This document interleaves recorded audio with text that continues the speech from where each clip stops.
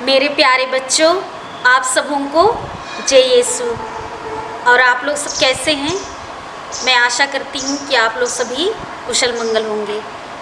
तो बच्चों, हम अभी विश्वास प्रशिक्षण क्लास शुरू करने जा रहे हैं।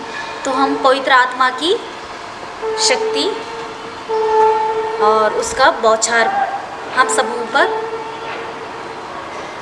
पूछें, ताकि हम जो भी आज पढ़ने जा रहे हैं हम उसको और अधिक से समझ सकें। तो बच्चों, आइए एक पल के लिए अपनी आँखों को बंद करें और अपने हाथों को जोड़ें। हे सर्वशक्तिमान पिता परमेश्वर, हम आपको धन्यवाद देते हैं इस सुंदर दिन के लिए, इस सुंदर समय के लिए आपने हमें दिया है। हे प्रभु यीशु, जैसे कि हम आज क्लास शुरू करने जा रहे हैं, आपके बारे में जानने के लिए हमें बुद्धि दीजिए, शक्ति दीजिए, पवित्र आत्मा की शक्ति हम सबों पर दीजिए, ताकि हम जो भी आज पढ़ाई करने जा रहे हैं हम उसे अधिक समझ सकें और आपके कार्यों को, आपके वचनों को हम अधिकाधिक अपने जीवन में लागू कर सके और आपके पास रह सके। हम यह प्रार्थना करते हैं हमारे प्रभु यीशु ख्रिस्त के द्वारा, आमीन। क्रूस का चिन्ह पिता और पुत्र और पवित्र आत्मा के नाम पर, आमीन। तो बच्चों, पिछले कक्षा में हमने क्या पढ़ा था? आप लोगों को याद होगा, प्रभु यीशु द्वारा प्रेरितों का चयन। तो मैंने आप लोगों को कहा था कि आप लोग जो प्रश्नोत्तरी है उसको अपनी कॉपी में लिखिएगा। मुझे विश्वास है कि आप लोगों ने किया होगा, है कि नहीं? हाँ, अच्छे बच्चे हैं तो किए हैं। तो बच्चों, मैं आप लोगों को जो प्रश्नोत्तरी है उसमें मैं पढ़ती हूँ। पहला प्रश्न है, प्रभु यीशु ने क्यों अपने शिष्यों को प्रशिक्षित किया? प्रभु यीशु ने क्यों अपने शिष्यों को प्रशिक्षित किया? तो इसका उत्तर है, प्रभु यीशु ने अपने मिशन कार्य को आगे बढ़ाने के लिए शिष्यों को प्रशिक्षित किया। प्रभु यीशु ने अपने मिशन कार्य को आगे बढ़ाने के लिए शिष्यों को प्रशिक्षित किया। और दूसरा प्रश्न है, प्रभु यीशु की ओर संकेत करते हुए यूहन्ना बपतिस्ता ने अपने शिष्यों से क्या कहा?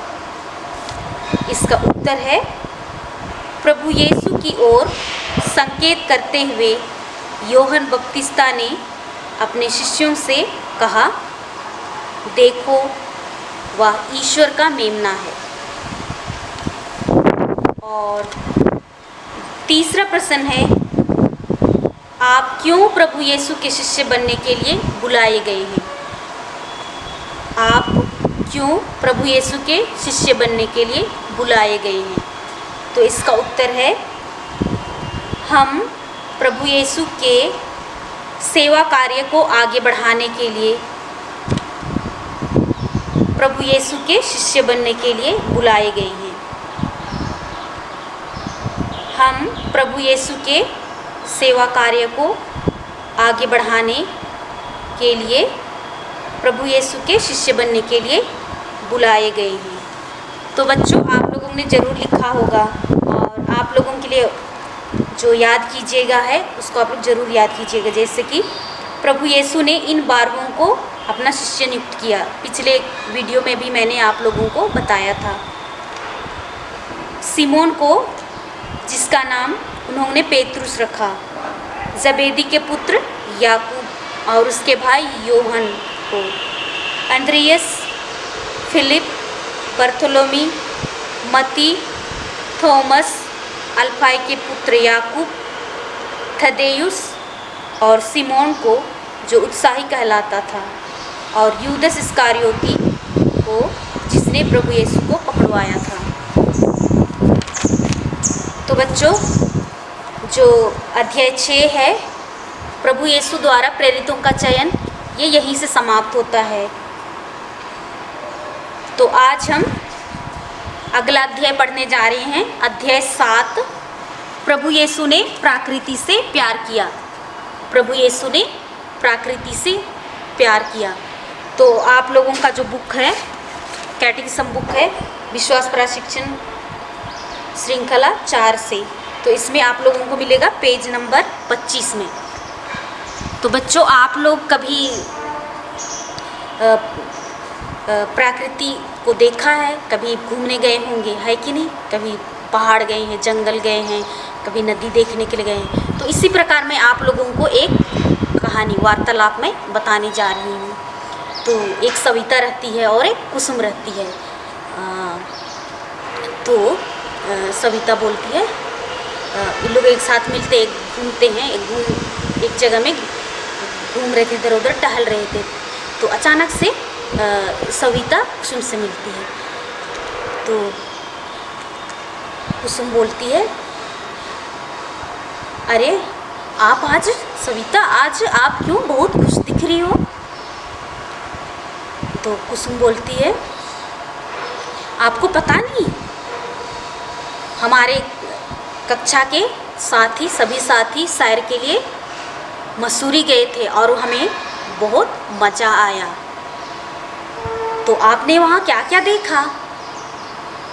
तो बताती है, हमने वहाँ पार्क देखा और बहुत सारी बहुत अच्छी अच्छी जगह हमने देखा और हमें बहुत ही मज़ा आया। तो हमने सुना है मसूरी बहुत अच्छा जगह है, बहुत सुंदर जगह होता है, बहुत आनंददायक जगह होता है। ये सही है ना? हाँ। तो उसकी सहेली क्या बोलती है, हाँ हाँ आप सही बोल रही है, वहाँ ऊंचे ऊंचे पहाड़ हैं और झरने हैं और ऊंची ऊंची पेड़ पौधे हैं और चिड़ियों की चहचहाहट, आप लोगों ने सुना भी होगा ना, चिड़ियों की चहचहाहट और पक्षियों का झुंड में इधर उधर घूमना और जानवरों का उछल कूद बहुत ही अच्छा लगता है और बहुत ही अच्छा था। तो प्रकृति को पास से देखना और भी अच्छा होता है। तो हाँ, तो उसकी सहेली क्या बोलती है, हाँ हमारे अध्यापक सही बोलते हैं, प्रकृति ईश्वर की सृष्टि है, ईश्वर ने प्रकृति को बनाया है और इसको, प्रकृति को देखने के लिए कोई थकता नहीं है, हम देखते रह जाते हैं। जैसे पहाड़ है ना, हम लोग देखते रहते हैं, पेड़ पौधों को देखते रहते हैं, पशुओं को देखते रहते हैं, चिड़ियों को देखते रहते हैं, ये सब प्रकृति ईश्वर की देन है। तो उसकी सहेली बोलती है, आपको पता है पिछले साल हमने कन्याकुमारी गए थे, आपको याद है? हाँ, वाह इतना सुंदर जगह, वहाँ 3 समुद्र एक साथ मिलते हैं। ये तो मेरे जीवन की यादगार जगह है और मैं कभी इसको भूल नहीं सकती। देखे हैं ना आप लोग समुद्र? हाँ, तो समुद्र बहुत ही सुंदर जगह होता है, सुंदर होता है, उसमें ऊंची ऊंची लहरें उठती है और वहाँ 3 समुद्र आपस में मिलते हैं और सूर्यास्त और सूर्योदय को हमने देखा है। उसकी सहेली उसको बताती है और पता है हमने वहाँ से हमें आने का मन ही नहीं कर रहा था। जैसे हम लोग जाते हैं ना कहीं कहीं घूमने के लिए, हमें मन ही नहीं करता है, हमें वहीं रहने का मन करता है, लेकिन क्या करें, वापस तो आना पड़ेगा ना। हाँ सविता, अगर दूसरी बार अगर और चांस मिलेगा ना तो मैं ज़रूर जाऊंगी, क्योंकि ये जो ऐसी जगह होती है ना, ये हमें कभी हमें चांस मिलता है, कभी कभी देखने का मौका मिलता है। इसलिए प्रकृति को देखने के लिए हमें कहीं पर भी हमें पिकनिक जाना या कहीं सैर के लिए जाना, हमें जाना चाहिए, मना नहीं करना चाहिए, क्योंकि जीवन में कभी कभी बस चांस मिलता है।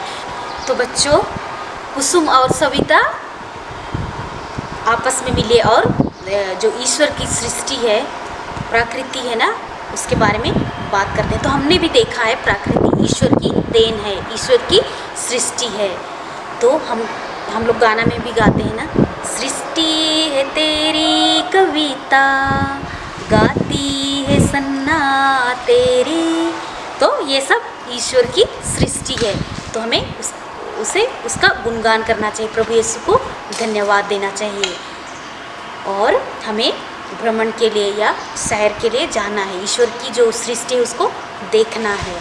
तो बच्चों, आप लोगों को ज़रूर समझ में आ गया होगा यीशु प्रकृति से कैसे प्रेम करते हैं। उसकी रचना बहुत अद्भुत है, बहुत रमणीय है। तो आज का क्लास हम यही समाप्त करते हैं। तो क्लास अंत करने से पहले हम पिता ईश्वर को धन्यवाद दें, जिसने स्वर्ग और पृथ्वी की सृष्टि की, प्रकृति को बनाया, पेड़ पौधों को बनाया। तो हमें धन्यवाद देना है। तो आइए एक पल के लिए अपनी आँखों को बंद करें और हाथों को जोड़ें। हे सर्वशक्तिमान पिता परमेश्वर, हम आपको धन्यवाद देते हैं। आपने हमें यह सुंदर अवसर प्रदान किया। आपकी जो सृष्टि है, रचना है, प्रकृति है, आपने बनाया इतना सुंदर, हम उसके लिए धन्यवाद देते हैं। हम आपसे विनती करते हैं, जिससे हम जो भी आपने इस प्रकृति में सृष्टि की उसमें हम आपको देख सकें, ऐसी कृपा हमें प्रदान कर। हम यह प्रार्थना करते हैं हमारे प्रभु यीशु ख्रिस्त के द्वारा, आमीन।